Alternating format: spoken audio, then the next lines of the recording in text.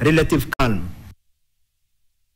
Aliyekuwa jaji mkuu na mgombea urais kupitia chama cha United Green Movement, David Maraga, amemtaka Rais William Ruto kuweka wazi kwa umma makubaliano yaliyotia saini na serikali ya Marekani. Akizungumza katika ukumbi wa Jumuiya ya Limuru, Maraga ameonya kuwa uuzaji wa taasisi muhimu za serikali kuna athari mbaya kwa maendeleo ya taifa, akisema kuna dalili za kuwepo kwa mikataba mingine fiche. Wakati huo Maraga amekosoa namna miradi ya maendeleo inavyotekelezwa, akitaja upanuzi wa barabara ya Rironi Mau Summit na mradi wa SHA ambayo kwa mjibu wake imezua maswali na malalamiko chungu nzima kutoka kwa Wakenya.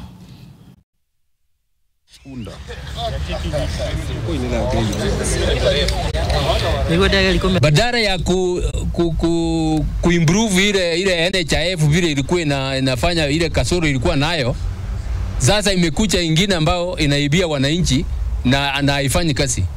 Yale ambao tunakubaliana na makanisa ya kwamba hiyo kitu ifutiliwe mbali, turudi kwa NHIF mpaka system mpya ipatikane ambayo inaweza kusaidia wa Kenya. Sasa hii ambao tuko nayo haisaidii wa Kenya. Awali nikueleza kwamba